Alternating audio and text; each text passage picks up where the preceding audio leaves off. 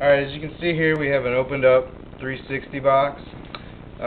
Most people are having a problem with unreadable discs. It's not the actual magnet that's inside, the actual motor is going bad in it. The fix on YouTube right now is the actual open up the top and spin the disc to make it work, but eventually that's even going to go bad.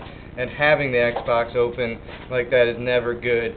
Getting stuff inside of it, anything can drop inside of it, that type of thing. And hardware like this is electrically charged, and it will actually bring static clean to it and get more stuff in it, so it's never good to have that open.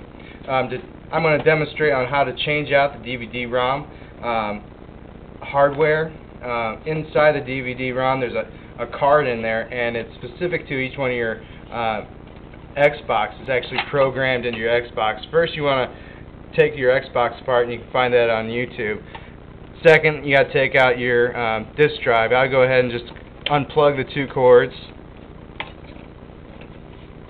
If I can get it off here.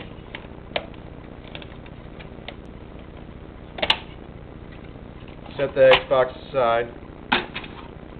And then go ahead and turn your disk drive over. To get a new disk drive, go ahead and order it on the internet. You'll need model GDR-3120L, and it's a Hitachi drive. If you type in 360 DVD-ROM, you can find them pretty easy, and they're really cheap.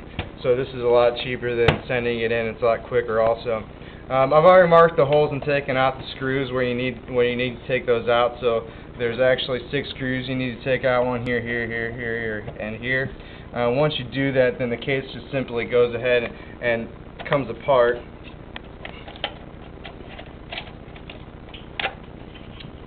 And you can see here, I already took out the middle part here, because you need this part right here to put it on top to actually make it spin up, so that when you have the disc, you put the disc in and put like that and actually spin it up like that. And this is actually a drive I've already replaced, so you can see that the middle here doesn't really spin very well, and it really needs to be spinning well, and that's the problem. The middle motor in there is not spinning freely. Once you got these two off, you can take the back plate, this part off here. It has little tabs up here that you need to kind of just take off. And you can actually see the motor right here. That motor is what's going bad, and there's gunk inside there that's going bad, and you need to replace all the hardware in here and get a new drive. And that's what I'm going to demonstrate now. This is the actual card that we're going to be replacing. There's 4 different connections, and they're called ribbon cables that we need to take off. This one, this one, this one, and this one. This one's the only special one. It has this little guard on it so that it doesn't actually slip out. But all you got to do is get a pair of pliers, and they just slip out.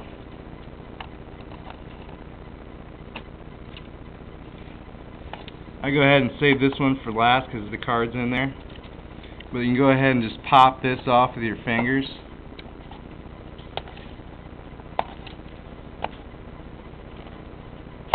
If I can get it off. There it goes.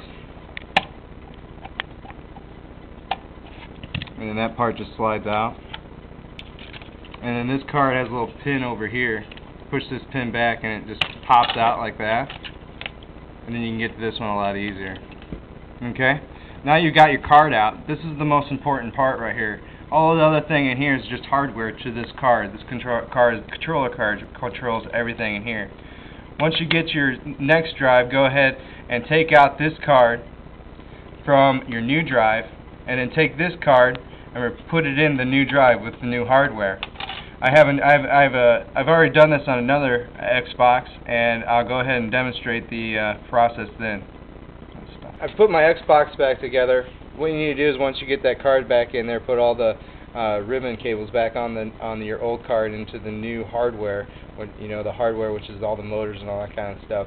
Then you want to put the case back together, put all the screws back in, and then reassemble your Xbox. Once you get it reassembled, now you have all new hardware for your DVD-ROM. You don't have to be spinning it up or anything like that. Literally, what you've done is pretty much an upgrade or an overhaul of your Xbox, and it pretty much works brand new forever, as long as you keep the processor and everything correct. So here it is.